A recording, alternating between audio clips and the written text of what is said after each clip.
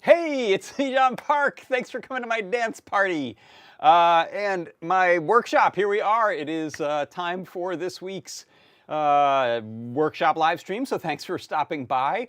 Again, you may notice the continued moving around of stuff. I got the back wall patched here, moved the lockers over there. Who knows, that may or may not stay there, but there's a big area here that may end up turning into a different type of storage. We'll see. I got a bunch of CRTs. In fact, I'm going to show you one, a new one I got. A bunch of CRTs that are stacked up on a double workbench I built a few years ago over there, and I might move them over here. We'll see. Maybe a video wall, change where the tools are. Who knows? But change is afoot. What is going on today? I've got a coupon code for you. I've got a recap of JP's product pick of the week, which we had on Tuesday. I have a new CircuitPython Parsec coming up.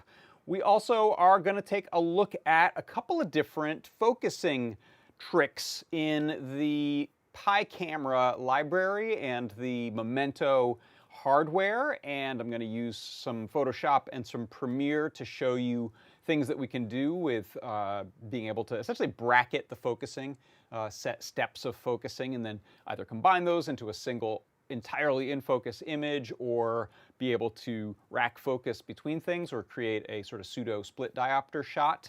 So we have some neat stuff. Andy, there are always more CRTs, always. This is the panic with CRTs. If you like using CRTs, you know that their days are limited.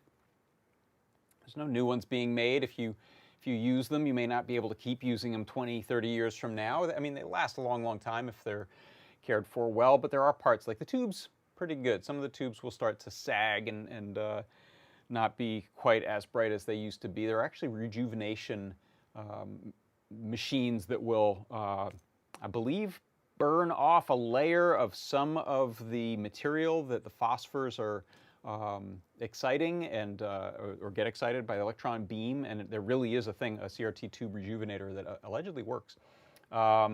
A lot of time it's just caps, old caps that die, especially on the power transformer part of the circuit.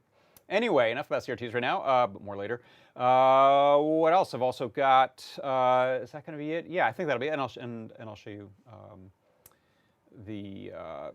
we'll do some real live examples of some of the camera focus bracketing kind of stuff, which should be pretty fun. So first of all, I promised we have a coupon code, Focus Pocus. That is your coupon code today. Oh yeah, Andy Callaway degaussing wands too, also helpful for tubes that don't have their own. Focus Pocus, right there. That is going to get you 10% off in the store today. So head on over to the great big Adafruit in the sky. It looks like that right there. This is mesmerizing, this new 1.2 meter long lime green flexible LED nudes thingamajig there. That's cool. Also these double-sided analog strips. That's kind of neat. If you're doing lightsabers and things, it's kind of nice to have a double-sided strip. Anyway, those are some of the new things. You can always click on products and hit on the new products view all. That'll show you what some of the new stuff is in the store. And if you throw some of those things in your cart and then go and check out, you can get 10% off just by typing in focus-pocus into the coupon code slot. That'll work on goods. It won't work on software, gift certificates, or subscriptions, but on the real stuff, yes. What else? So yeah, that's the coupon code. I'll remind you of that later on. Go buy some cool things. And that's how we are afloat here. This is how Adafruit works, by selling you stuff. So please buy some things. You may like them. Next up, a little recap of my show from Tuesday. So as you may know, I have a product pick show on Tuesdays. This week it was a new USB host featherwing. So we have, in the past, we have in fact I found one, I have one right here. We have an existing feather with USB host built in. That's an RP2040, but that's a very specific architecture. If you want to use a different feather and you still want to be doing some USB hosting, well then this featherwing allows you to add that onto a whole bunch of the different feathers that we have. And then plug in mice, keyboards, devices, talk serial over the USB. You can work with hard drives, flash drives, and so on. In fact, that's the demo I'll show you. Here is a little 1-minute recap. The USB host featherwing. With this paired up with your feather, you can plug in your sort of normal USB-A cable right into this and then have a keyboard on the other end, and you're hosting the keyboard, a mouse on the other end, a USB flash drive, which is pretty cool. In fact, I've got a demo I'm going to show. I have a Feather M4. It's on a Feather quadrupler. Using that, I have a little OLED featherwing. I will use that, and then we have our USB host featherwing. What I've wanted to do for a long, long time is be able to pick up random thumb drives from around my workshop and office and find out what the heck is on them without mounting them onto a computer. Plug this little USB thumb drive into the host port, and it immediately mounts that and starts reading the contents off for me. So these are just the names of the files that are at the root level. USB host featherwing with the MAX3421E chip.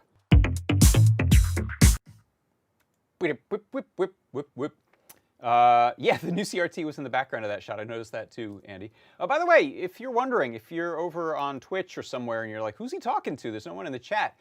We use Discord. That is our Discord server right there. And this live broadcast chat channel is the place you want to be.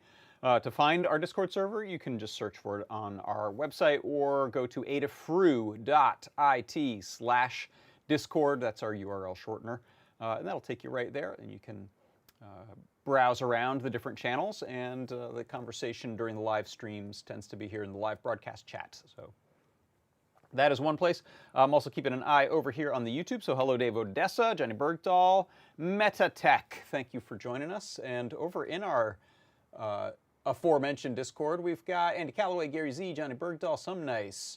Hey, Steve. Okay, you're on is here. Mike P. Welcome. Thanks for hopping in the chat. Next up, hey, let's do a CircuitPython Parsec.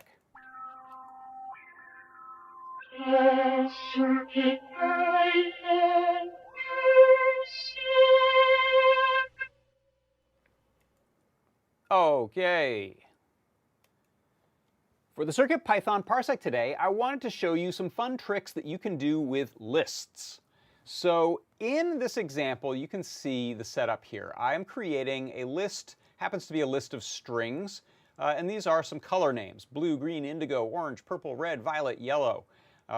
The list there, I can then do some really efficient manipulations with to grab different items from the list, some sets of the list, grab a particular item, let's say the last one, grab the first one, shift the list around. There are a lot of practical uses for this. This needs to sort data all the time. A good one is LEDs. My friend Todd Kurt, who suggested this tip, uses this type of list manipulation to deal with LED colors for NeoPixels. But if you take a look at the example here, what I'm going to do is I'm just going to simply run this code. It's just going to run one time. So if you look in my serial output at the bottom there, when I run the code here, you can see it's going to tell us some things, and then it takes a second between each one. So we can look at those. We have the whole list getting printed out, and that is this right here: blue, green, orange, indigo, orange, purple, red, violet, yellow. I am then asking for the last element. Just tell me what's the last element. The last element is the word yellow. How did I do that? I said, give me my list, and then in brackets, -1. So the list and then index -1 grabs the last item in the list. If I want to grab a subset of that, a little slice of that, we can just ask for them by number. I said, you know what, give me from the first to roughly the middle. So I said go from 0 and then colon my list divided by 2 as an integer, and so that gives me this partial list here. This slice is just blue, green, indigo, and orange. If I want to ask for everything, but I want to exclude the last item in the list, we can say my list, and then in brackets 0 through -1. If I want to ask for everything but the first element, I can just start essentially a slice that begins at something other than 0. So my list 1 colon, and then leave off a number at the end, and it'll just go from there to the end of the list. And that's this one right here that you can see no longer starts with blue. And then this one requires a little bit of setup. What I'm going to do is create a temporary item that is the first item in the list. So my list 0, I'm grabbing that, giving it a variable named temp first. And then I'm going to take my list from 0 to second from the last, and I'm going to shift that 1 to the left. So I'm taking that range and I'm moving it to start at 1. And then I can replace the last item with the first, and so that's how we get first a shift, and then that blue getting tacked back onto the end. And so that is a number of ways that you can have fun with lists inside of CircuitPython. And that is your CircuitPython Parsec.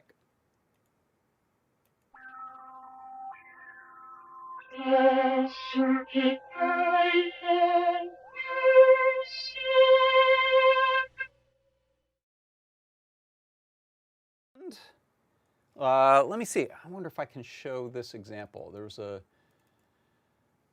nice example here. It's going to make my screen flicker and freak out. Oh, no, there we go. I'm going to open this up in QuickTime and just add a QuickTime window to the view. Hold on one second. Save that. And I'll just put that into downloads. Hope Todd doesn't mind, but this was a cool example of using pretty much that type of list manipulation to make an animation of NeoPixels. So here, let's add a QuickTime movie here. Is that it? That is it.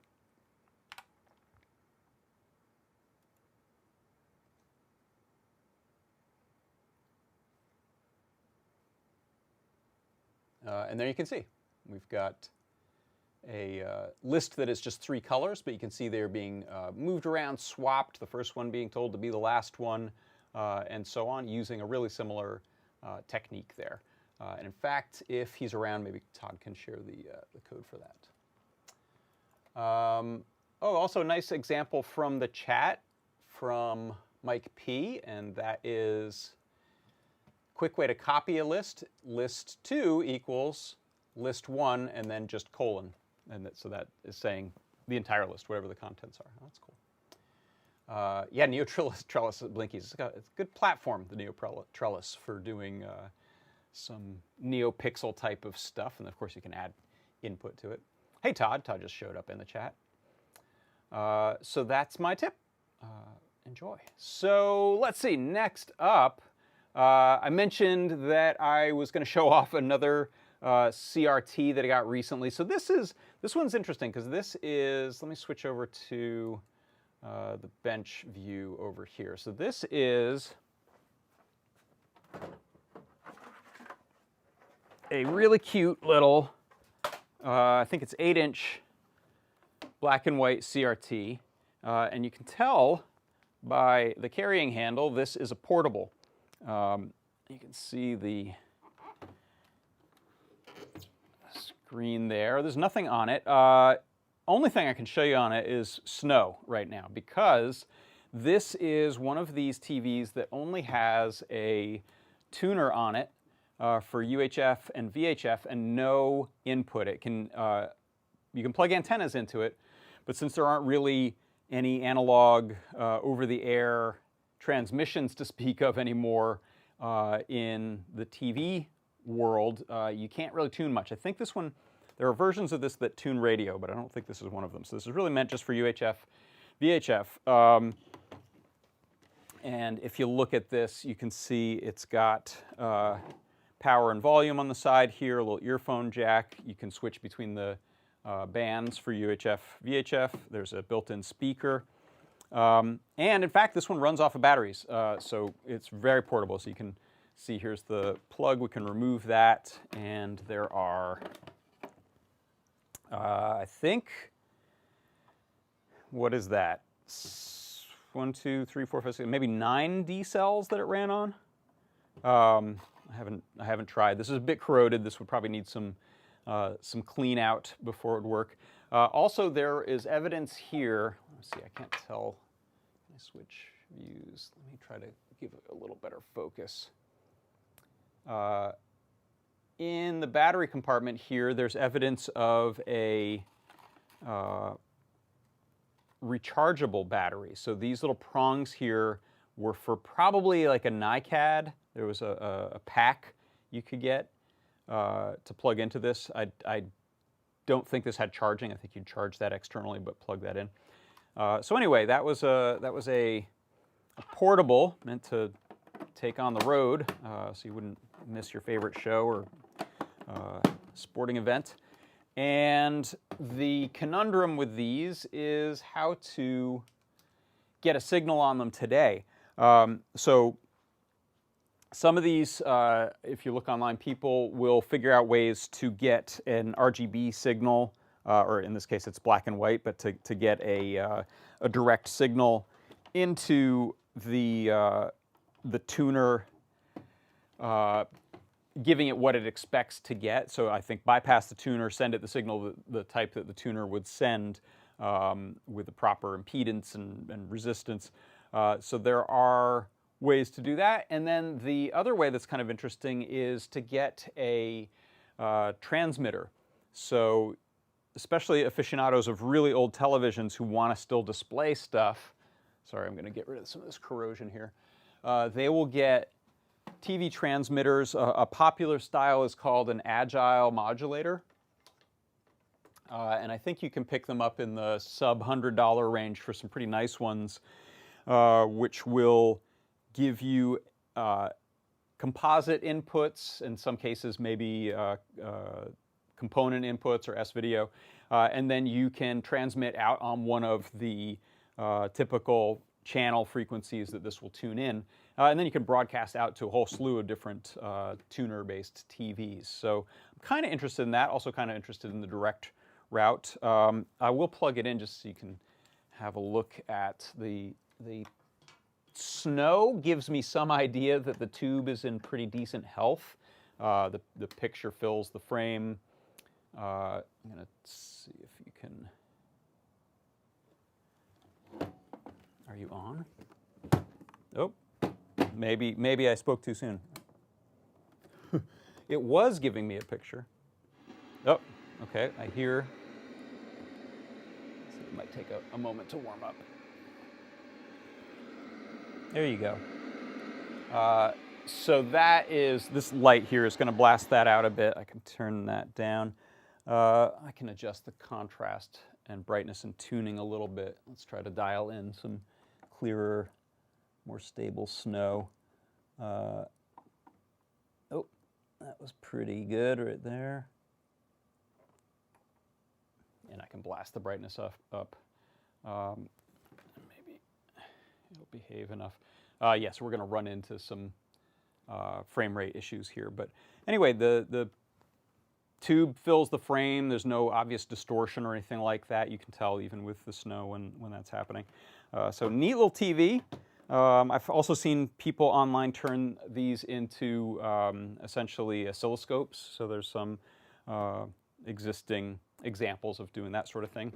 But that is the new little weird quasar AC/DC battery-based UHF-VHF television. I'm going to unplug that and set that over here.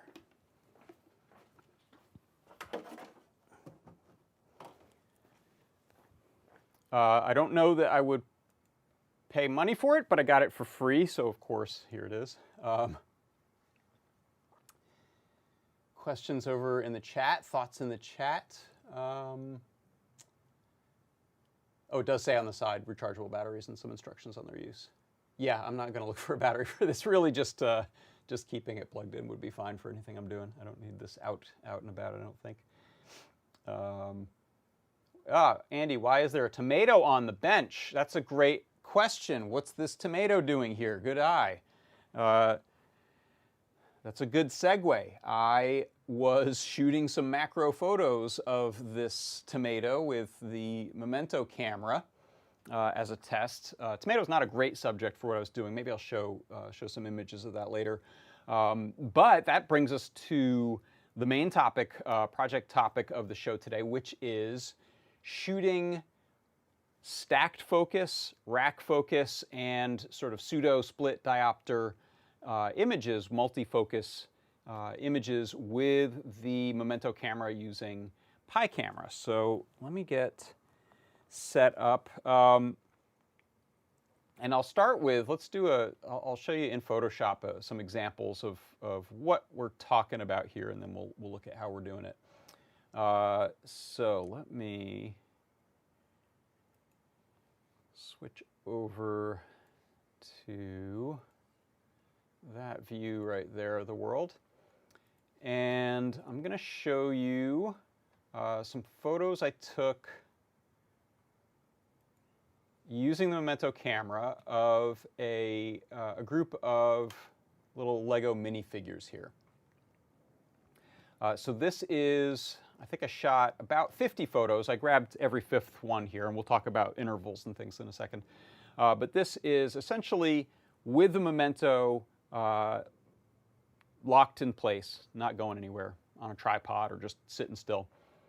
I have a photo of the nearest minifigure in focus, and here is one with essentially the back wall there in focus. That little display case there of minifigures is in the range of its sort of infinite focus mode. So the farthest and the nearest focus that we have.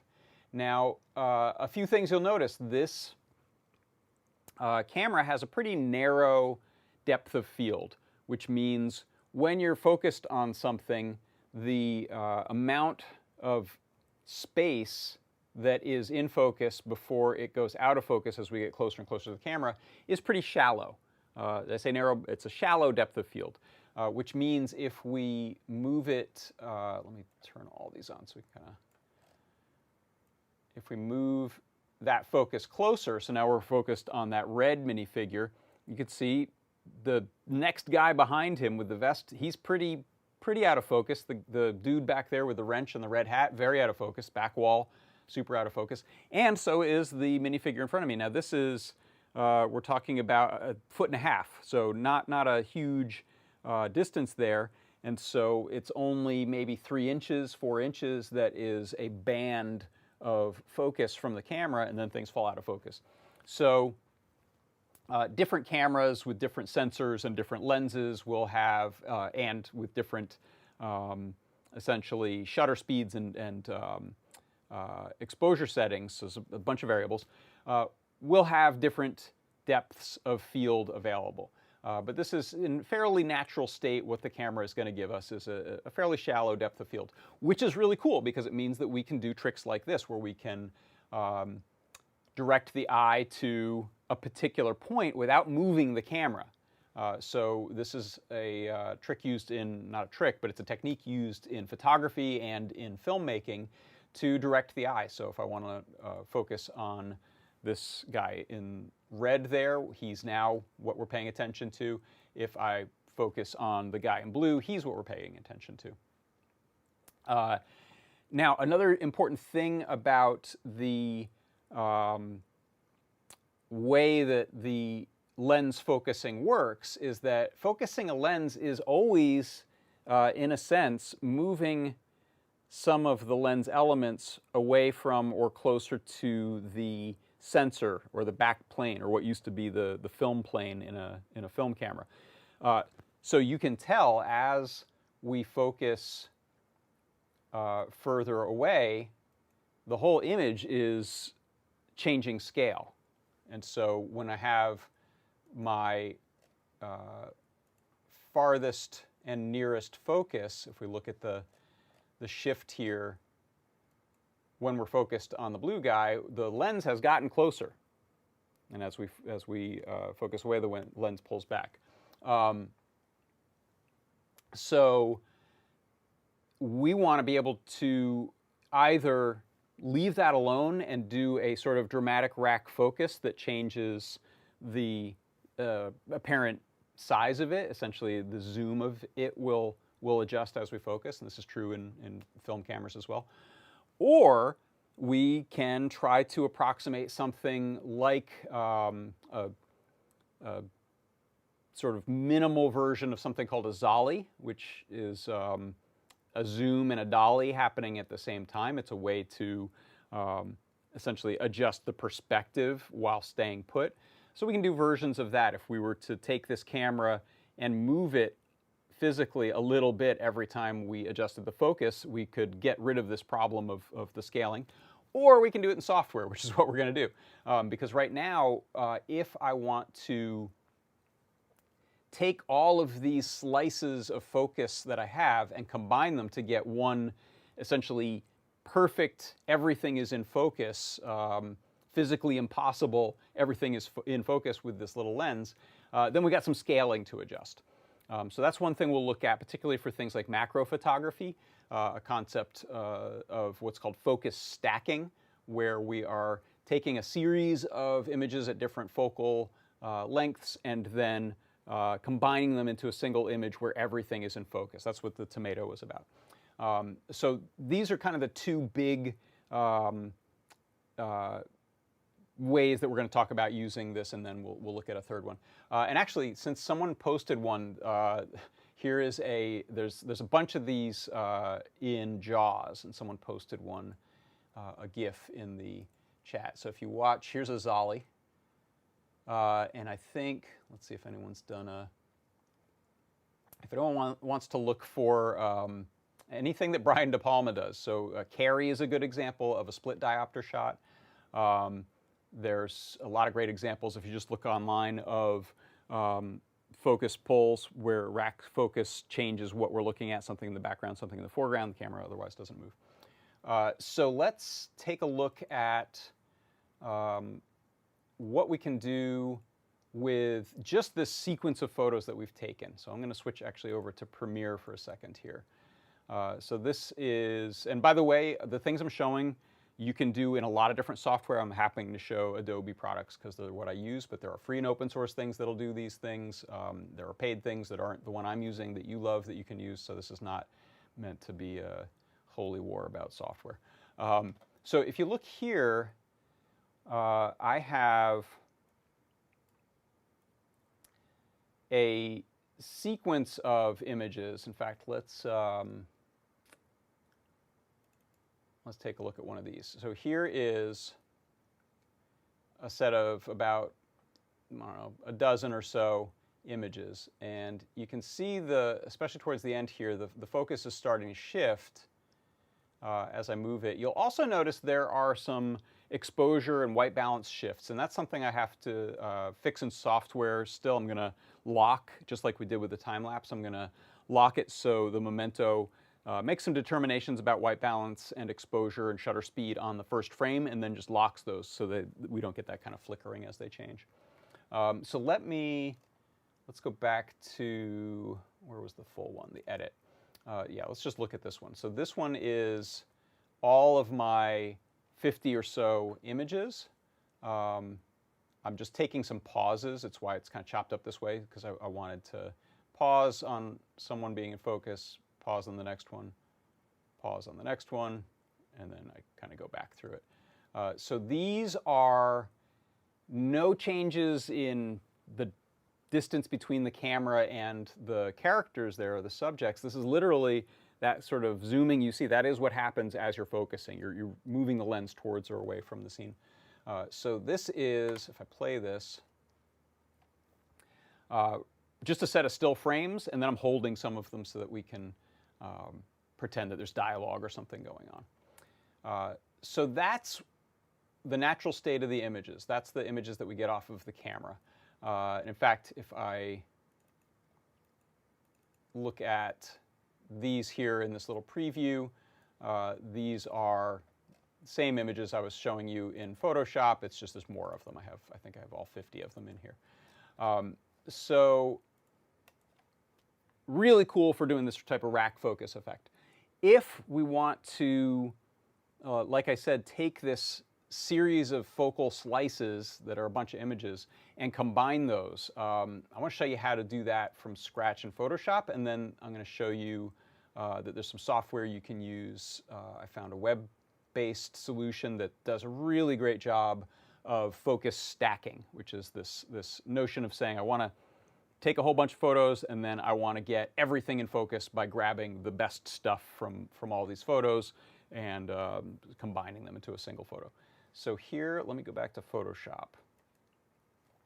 And I'm going to do a fresh scene here. I don't think you're going to see some of the things that I do in the interface, because I think they're considered a different window as far as my screen capture software, but I'll explain what I'm doing. So first thing I'm going to do is run a script that will stack all of the images I tell it to into one Photoshop document with a bunch of layers.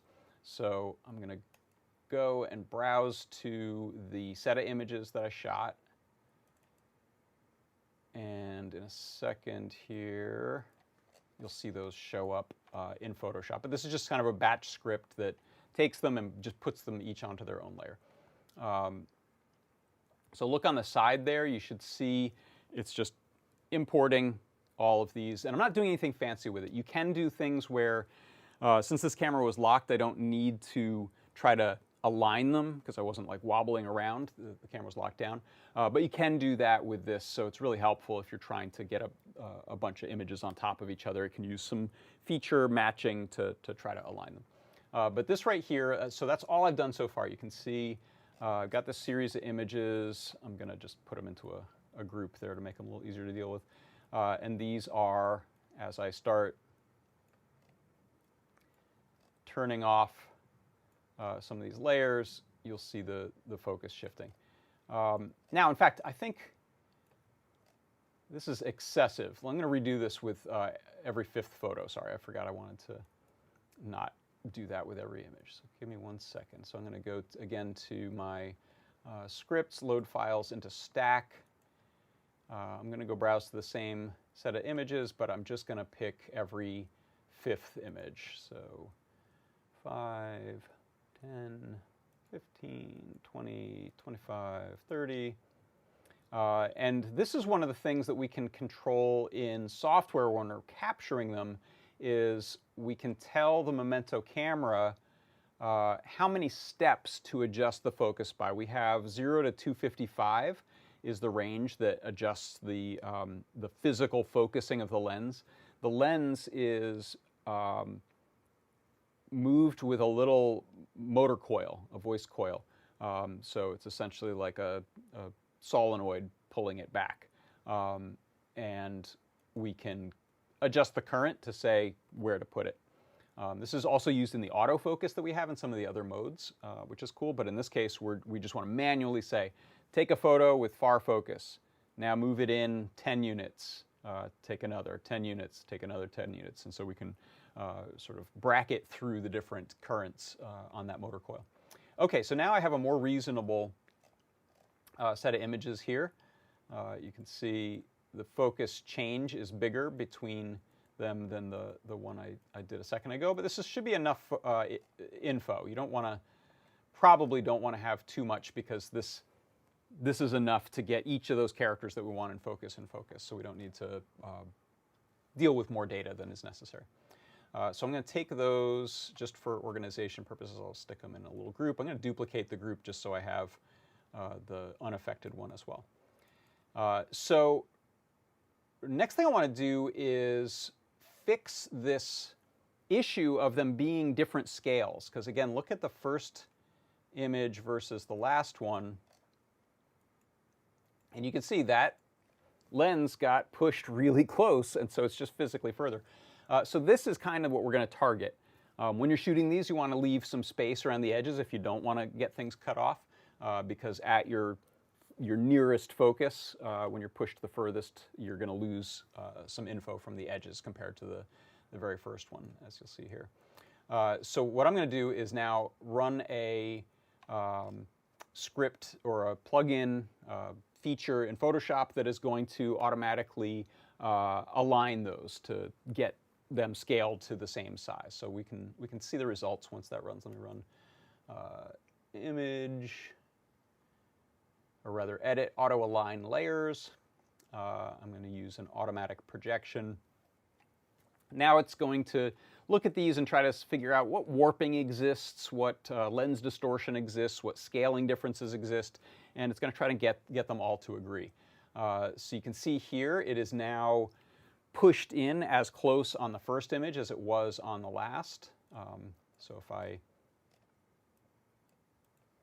hide that first one and show that last one, you can see we now have sort of a common scaling to them. They don't appear to jump in scale anymore. So that is great. That's so nice to do that algorithmically. You wouldn't want to try to do that by hand. And so Photoshop uses the auto align for that. And now we're going to use the auto blend. And so this is used originally when this came to Photoshop, maybe 10 years ago. This was used to stitch together panoramic photos. So if you took a series of overlapping images, this was the tool that would match features and blend the edges so you could end up with one big seamless panoramic photo, or a texture map if you're trying to build texture maps for CG characters. It was used for that as well.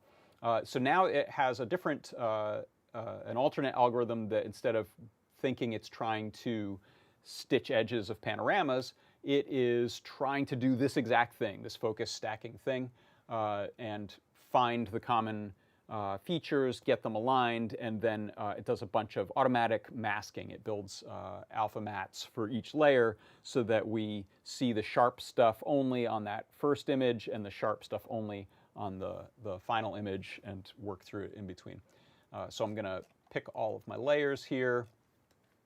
I will go to Edit, Auto Blend Layers. So the pop-up window you can't see here, it just says Panorama or Stack Images. I'm going to say Stack Images. I'll also let it do seamless tones and colors. That will probably fix some of the white balance and exposure differences that I had between them. So that's now running, and it will essentially just add mats, which is a grayscale alpha channel attached to each layer that decides what part of that layer's pixels we see and which ones we see through. And look at the result.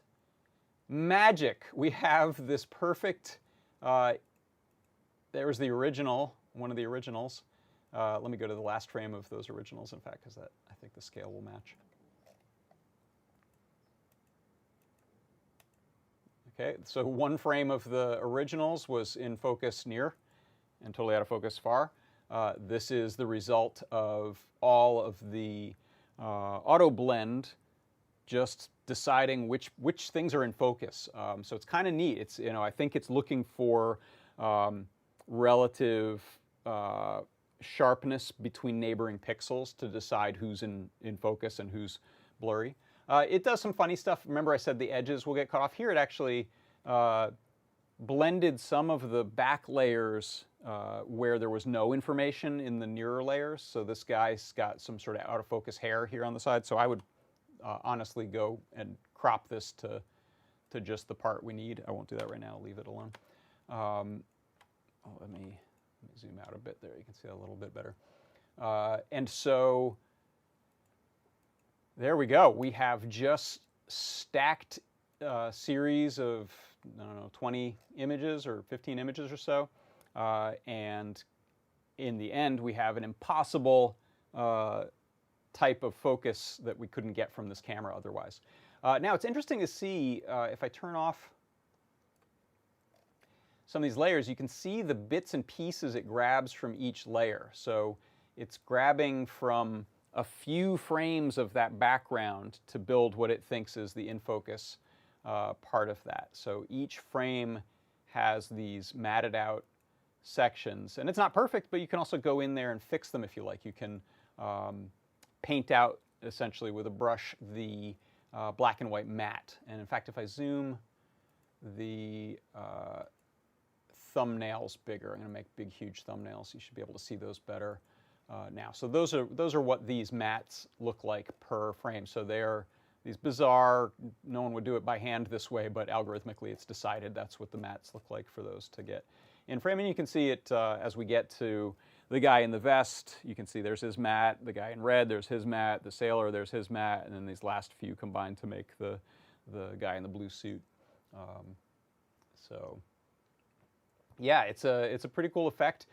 I was talking with some people about this, and one funny thing is that to a lot of people who are used to iPhones, which can do this stuff just in a millisecond in the background, or even in live preview like 60 times a second, it doesn't seem like much. But if you consider what the iPhone, what the lens is like, it's a tiny little lens with a very nearby sensor. So I suspect the depth of field that you get is the result of some of this stuff happening computationally. I would guess that it's pretty rare that you take a picture with an iPhone and it isn't actually bracketing a bunch of exposures and white balances and focuses and then synthesizing those into a single image. That wouldn't surprise me. I don't know if that's public knowledge, what things they do. I'm sure there's some good websites out there talking about it or speculating at least.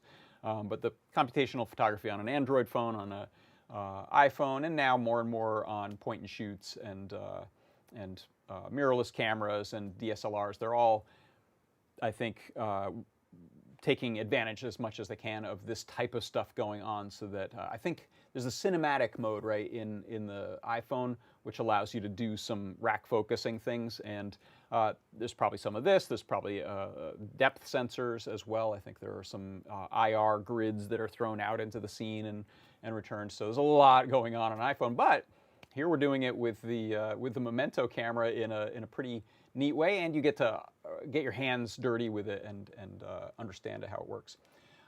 So yeah, DJ Devon3 mentioned this is used a lot in space photography with telescopes stacking images.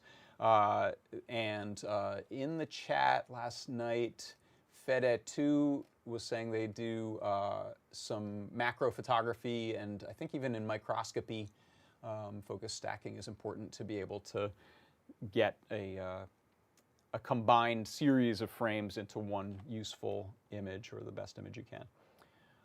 So I thought it would be fun to try to do a live example of this. And but before I do that, let's take a look at what the software is doing here. This is in flux, but if we go, let me pull up my browser. If you take a look at the latest release of the CircuitPython PyCamera library, and look at the actually the most recently closed pull request was this manual focus control with an exclamation point. So Lady Ada did this. There's a info about how I think originally the autofocus led to this, but looking at how the autofocus sets the lens and then resets it later, she was able to find code examples in the camera library that allows you to, was it in ESP camera, expressive camera, I forget, but there's like a C library, I think, that we're referencing. It has this capacity to receive a current value, 0 to 255, of essentially how much current to run through those coils that changes its position. So that's now in, and if we take a look at, I'm going to plug there's my Memento. By the way, I've been talking about this but not showing it, so if you're not sure what I'm talking about, this is the gizmo, this is the camera that I used for it. And you can see it has a teeny tiny little lens there. That thing, I looked at it under the microscope while I was running it through the series of stacked focuses, and I could see it move about a quarter of a millimeter or something. It's not much. It doesn't go far, but actually if you look at it really close, you can see the little coil that surrounds the lens. That's the magnetic coil that's pulling it or pushing it on its little path that it can go. So I'm going to plug this in, and in fact, let me show it on my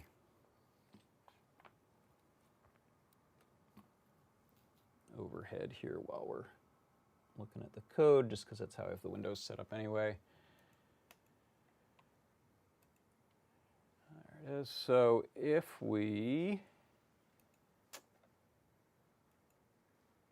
close that up, let's open up code.py that's running on here. Okay, I think it's booting up.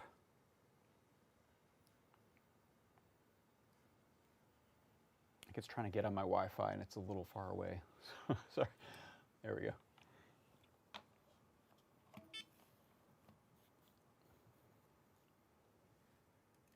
Oops, hold on. Okay, there we go. So what we're looking at here is I've taken the existing Jeff's camera example from the library, and then I've just crudely done some adjustments to it. So if you take a look here, most of this will look like the existing camera code. The addition here, so there's additions in the PyCamera library, and there's additions here. Right here, I set this to just be when I touch the shutter button, this button right here, it will set this variable called focus stacking to be true.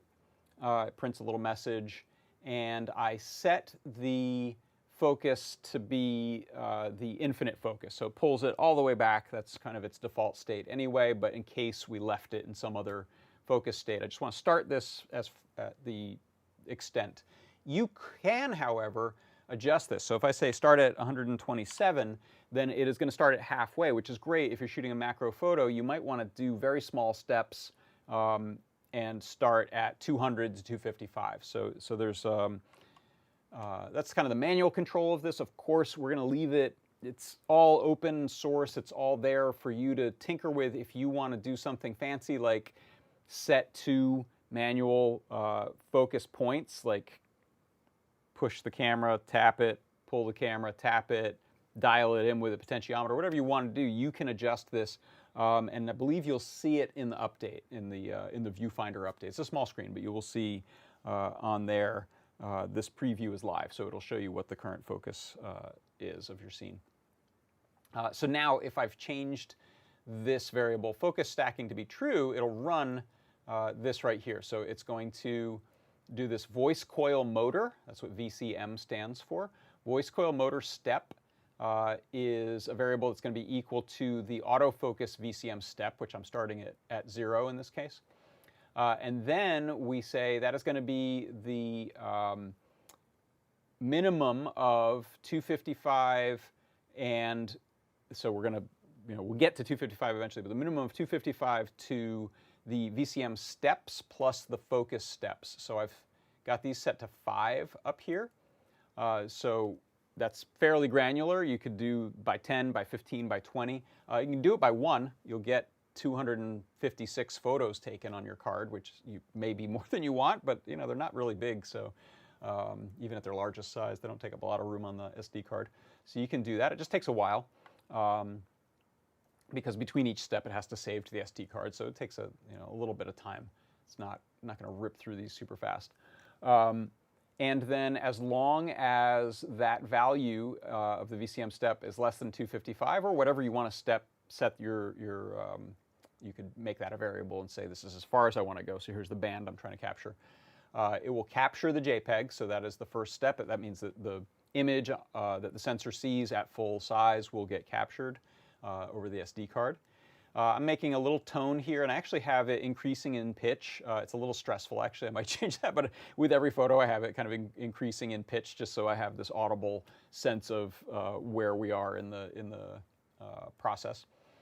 The autofocus VCM step is set to that number, so that's where it pushes it, changes that value. I'm putting a message on screen that just lists that number out, so I can keep track of it that way as well. Updating the live preview, and then I'm printing just to the shell, or to the REPL rather, what that value is.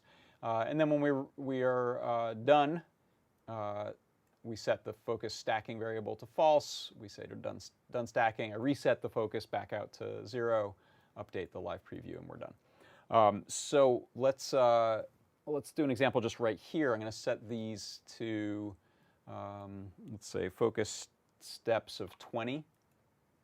I'll resave that. And we can still do all of the other neat stuff in here. So we can, if you want to, turn on a filter. You can change the resolution. Here, I'll lower that resolution a little bit. It just makes them actually save faster if they're smaller. We'll do 800 by 600. Normal JPEG, I'll turn on the LED ring there on its lowest level. And let's, just while we're right here, I'm going to set a couple of objects in front of the camera. Let's see what I'm doing there. Put that and a battery. And it's good to have something real close, because we can get very close focus on this. So let me grab that tomato. How about?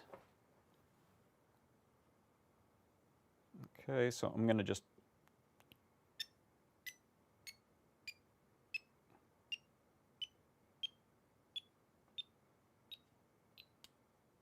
just shot all those to card. I was wobbling it a little bit. I didn't have it locked down, so these won't line up perfectly, but we'll see how Photoshop does. So I'm popping out the SD card. I have a reader here, yes. Let me eject the current one. 1 second. You that? What are you? Maybe that? That one, okay. So I'll plug that in, and then I'm going to go over to Photoshop and bring in those images. Actually, you know what? We can maybe just look at them in a QuickTime stack. That'll make it a little faster. We won't try to process these. We'll just have a look at what it just did. So let me go back to this view and go back to QuickTime. I don't know if it'll let me. No, it won't let me do it that way. Okay, let me do. So from QuickTime, I'm just going to do File, Open, Image Sequence. I'm going to go to the SD card I just plugged in and find those images.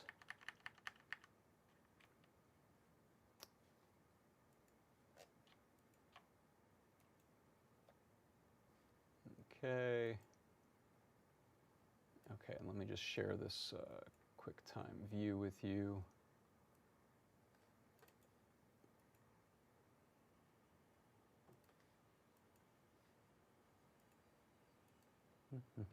I'll do screen capture of that.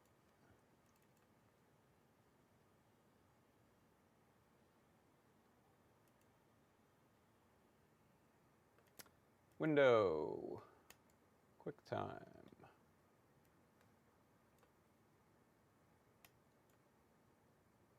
There we go. So this is, move this out of the way a little bit.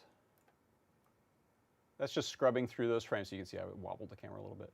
But there, we get a nice, right here, we get a pretty nice focus on the tomato and the leaf and stem there. And we get a little closer even. There's that Circuit Playground Express. There's the battery. There's the feather back there. And now we're focused beyond that little wall there, the little typewriter case you see. So that's we just kind of get a free whoop, rack focus there. I don't know if you can loop QuickTime. I used to be able to set loops and things in yeah, there it is, in QuickTime easily. Here we go. So here's a little loop of that. Oh, my broadcast software won't loop that very quickly, but so you get the idea. Now we can also do the combine of those if we want to. We can also do a split diopter shot. So that's the last thing I wanted to show. And what I'm going to do for that, let's come back here into the world for a second. Let me see, was there a question? I heard a bloop bloop. You can't see it. Did I never push that? Okay, hold on. Thank you.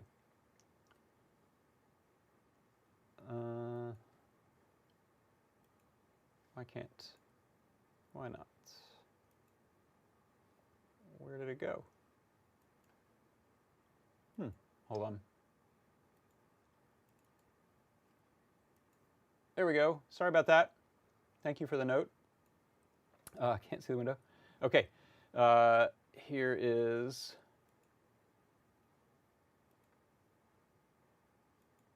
that right there. Okay. Now you can see it. Thank you. I should check my output monitor, not this one. So there is the farthest focus. You can see here's where I jiggled the camera. Then I kind of kept it mostly still. And there it is, the battery, the Circuit Playground, and then tomato. So this was, what did I say, steps of 20. So that's, you'd get about 10, 12 photos with your full range. But again, you can start it closer and get a more granular set if you want. But that would work well for focus stacking, because the important things that we want to see in focus are in focus in some frames. It's kind of a clunky rack focus, so there you might want to get as granular as it'll allow you. Okay, so, and thanks for the note, by the way. I appreciate that you couldn't see that. So now the last thing I want to do is, let's go back to the software, and we'll just edit it. Right now I don't have any of this stuff in the UI. That'll be coming, but for now I'll just do it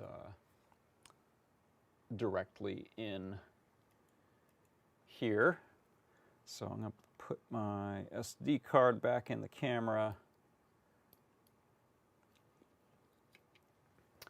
And what do we want to do? Let's do 20 steps still is probably good. Maybe 10. So this will give it more photos, more granular. It's a smaller step that it's taking that in. And everything else, I think, looks good. We'll start, yeah, we'll even start at the farthest focus. Okay, so this is good. So let me just save that. And then over here, what I'm going to do is I've got, you can see I have some figures set up here. I've got a little Pikachu. I've got I'm not going to touch him because he's a bobblehead and I don't want him moving around the photo, but I got Chicken Little bobblehead there. And then I've got a Lars back there. And so what I want to do is align them in the photo, and then we'll take a look at, oh, in fact, you know what? Let's do just two. Let's just do Chicken Little and Lars, because this is a more typical, so he's going to bobble. Hopefully he'll settle down. This is a more typical situation where a split diopter shot would be used. And so this one I didn't explain too much. A split diopter shot is actually a typical film camera lens with a secondary half lens, so it looks like a semicircle in front of it, that allows you to have two different focuses. It's essentially two half lenses that are both sending light to the film or the sensor. And so this is one that I posted. Let me, I'll do it in a browser window. Let me go to my browser window and show you a nice example here of carry split diopter. Here's a nice example. So if I can get that one. Here's, these are not possible, right? These subjects are real far from each other. Only one should be in focus. This one's beautiful. You can really see it here. And you can see, so Carrie and her tormentor there are both in focus in the scene. There's a sort of a telltale blur where the edge of this physical glass lens that's been sort of threaded onto the front or mounted onto the front of the real lens, the original lens, there's a little bit of optical distortion there, so you end up with a sort of a blurry line between them. But this is, instead of something like a rack focus where we'd look at one character and then look at the other, so lets us see both of them clearly at the same time. Which again, typically in film this was done as a practical in-camera effect. More possible to do with some clever software types of things and giant depths of field make it conceivable. Sensors are really sensitive now. Lights are not so hot, so you can get a lot of light on a scene. But anyway, that's a pretty famous example of a split diopter. So if we want to approximate that, all we really need is 2 frames that are going to be in the proper focus. So we'll shoot a bunch so we can pick between them, and then we can create a gradient mask between them so that we can see the 2 at the same time. That's a simple thing to do in your image editing software. So camera, I'm going to switch to this view here, and let me, so I can see Lars back there. Lars is pretty dark, so let's get some light on him too. Do I have an easy to place light? Maybe this one. And yeah, uplighting Lars is great because that's ominous. There we go. So Chicken Little and Lars both in the frame there. Let me see if I can use a little tripod mount. So I've mentioned these. These are these like $6 iPhone tripod mounts. I like these. These are working pretty well for just clamping the memento in, and then they have a typical 1/4 thread for tripod. And it'll actually work pretty well on its own. Okay, so there we go. So I've got them both in frame. I'm going to hit go, and then I'm stepping away.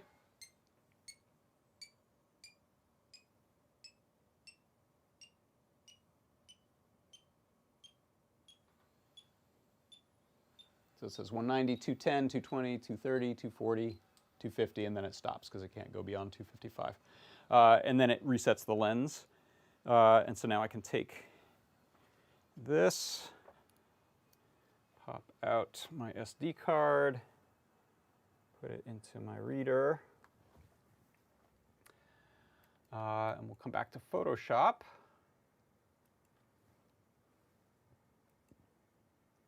Oh, what did I do? Did I add that? Yeah, I have that screen capture there. You can see all this. Yeah, let me push that. There we go.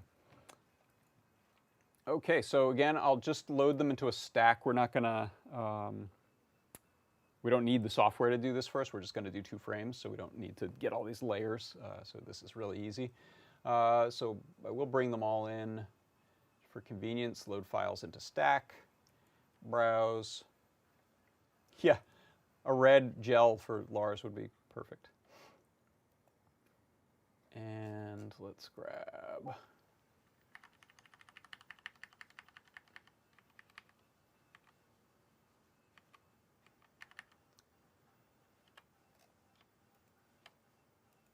Okay, so I'm going to grab those frames. Remember, I shot these at 800, 600, or I kind of forgot that I'd set it that low. So these are not super high res, but we can do this with full res. Okay, so there is about, let's see, what's the best Lars focus?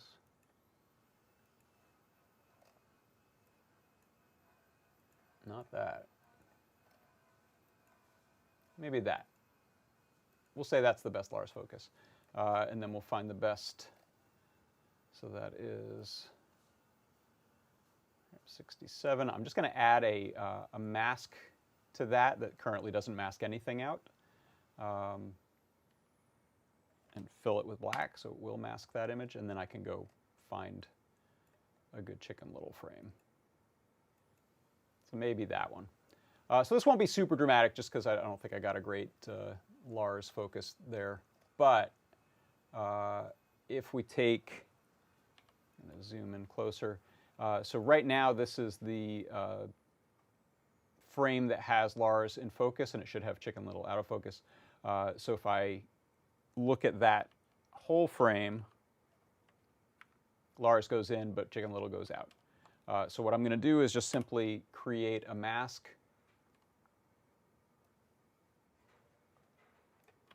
that, get the whole frame here, that is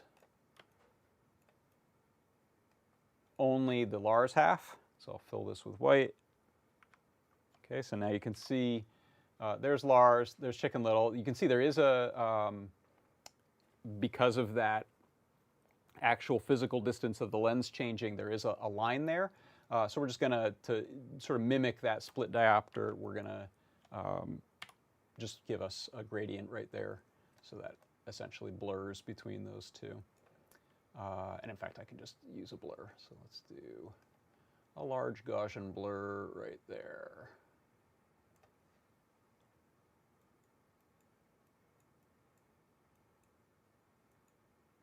Okay, and so now that helps to soften that transition between the two. And now that's terrifying, right? Now we have that was the just Chicken Little in focus. There's both Lars and Chicken Little in focus, like a proper horror film. So I hope you enjoy that. Okay, that is it. So that covers our split diopter. We have the focus stack to put everything in focus, which was this example here, and then we have our rack focus here as those in, and then we work our way back to the vest guy again. So three cool techniques that didn't, strictly speaking, exist in the camera, but are all possible because we can, in CircuitPython, go in and tell that voice coil what to do and when to take pictures. So I can imagine you could get really sophisticated with this. You could probably do an interface that says, I want to take 8 pictures, and these are the exact focal distances I want on them, maybe even do some of the math from the camera. In fact, you may hear, if you don't know the terms of some people on a film set, there's a person on a film set called a focus puller, and one of the things that they do is often take a tape measure and measure the distance from the film back of the camera to a spot, so they know what to dial in everything at. And if they're doing rack focuses and things like that, you can do the math to figure out. So you could certainly put a little focus pulling info on the camera and say, okay, I'm going to take 8 photos, and these are the distances that I want in focus. We know what the depth of field is on it, so you should be able to get that pretty accurate.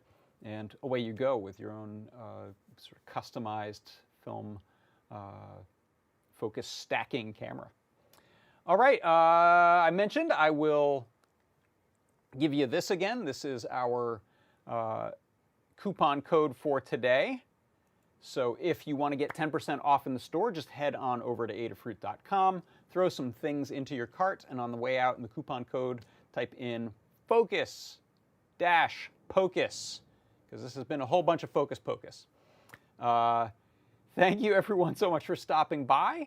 What do we have coming up? I don't know if Scott is doing a deep dive tomorrow. I think he plans to, if available. He has daycare pickup duties for his kid, so sometimes that kids can throw wrenches in plans, I know. And then I believe we're going to have a Foamy Guy deep dive on Saturday, if that plan is still moving ahead. And then we will come back around next week with a new product pick of the week. We will have 3D Hangouts, we'll have Show and Tell, Ask an Engineer, and more. So thank you everyone for stopping by. For Adafruit Industries, I'm John Park. This has been John Park's Workshop. I will see you next time. Bye-bye.